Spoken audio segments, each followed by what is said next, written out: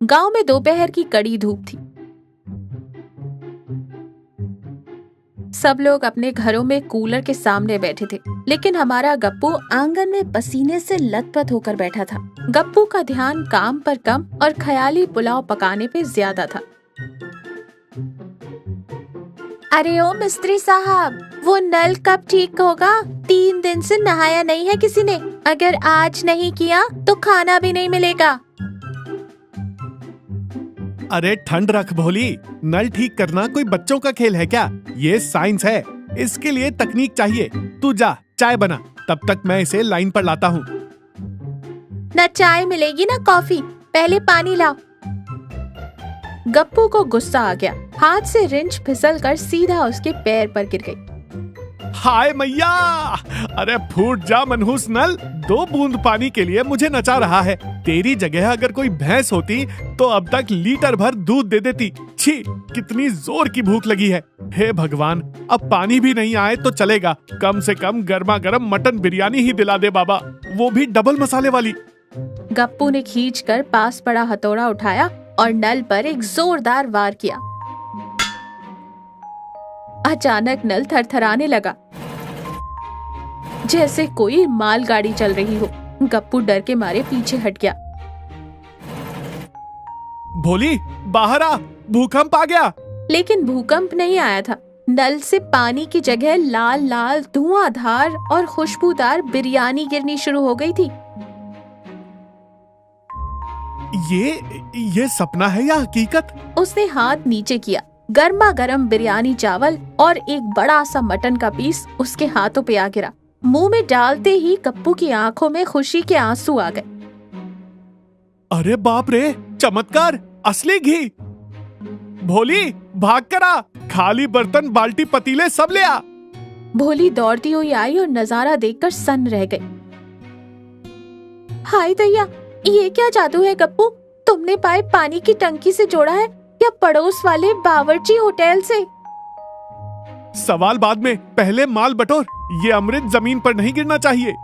अगले दिन पूरे घर में बिरयानी की ही महक थी। गप्पू और भोली आंगन में बैठकर ड्रम भर भर कर खा रहे थे।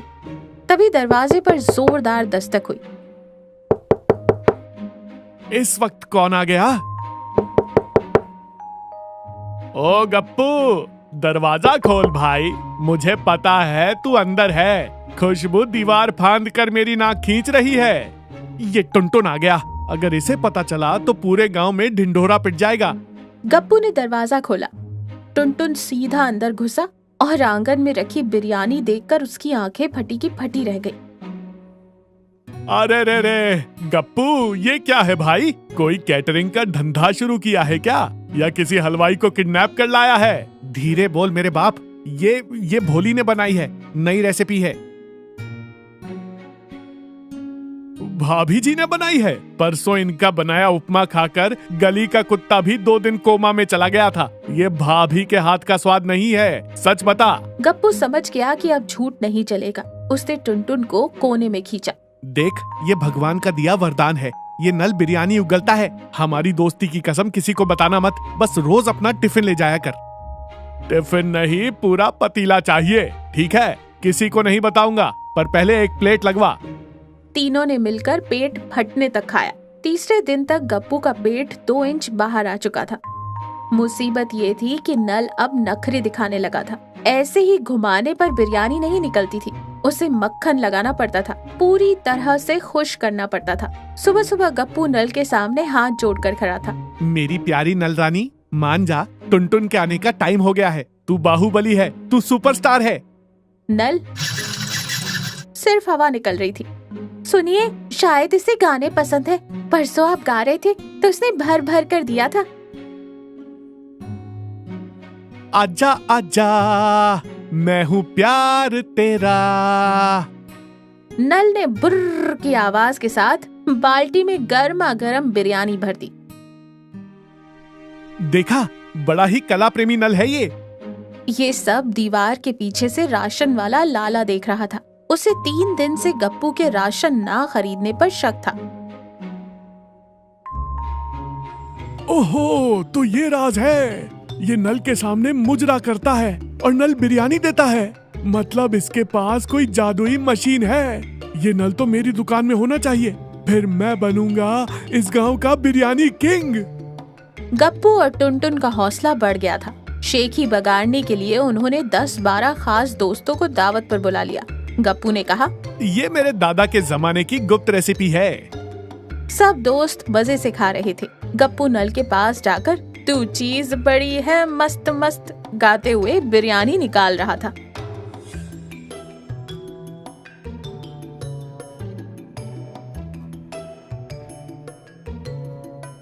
गप्पू भाई, ये कौन से शहर का स्टाइल है, हैदराबादी या लखनवी? ये नलखनवी स्टाइल है। तभी लाला ने किसी विलन की तरह एंट्री मारी। रुको, वाह गप्पू वाह, टैक्स भरे बिना दावत। मुझे सब पता चल गया है। ये नल सरकारी संपत्ति है, ये मेरी दुकान में लगेगा। अरे लाला जी, आप भी बैठिए ना, खाइए, झगड़ा क्यों करते हैं? मैं खाऊंगा नहीं, मैं ये नल उखाड़ कर ले जाऊंगा।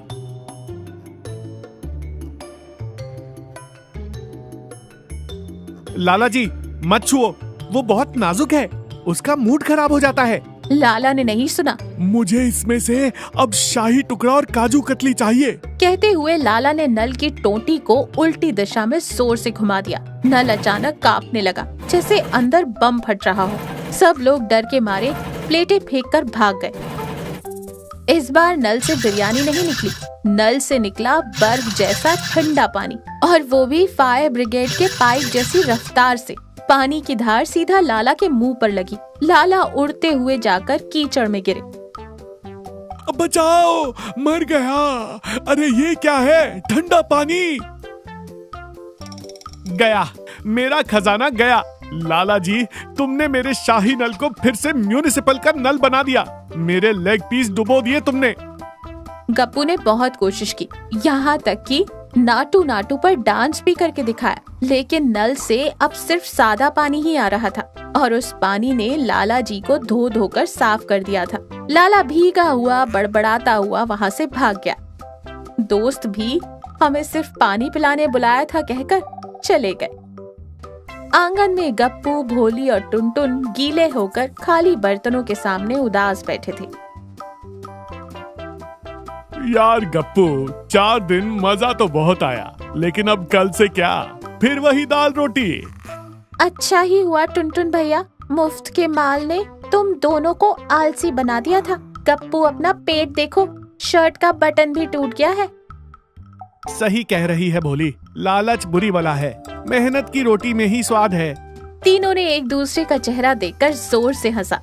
इस कहानी से ये सीख मिलती है कि मुफ्त का माल ज्यादा दिन तक टिकता नहीं, और लालच हमेशा काम बिगाड़ देती है। मेहनत की कमाई ही असली स्वाद और सुकून देती है।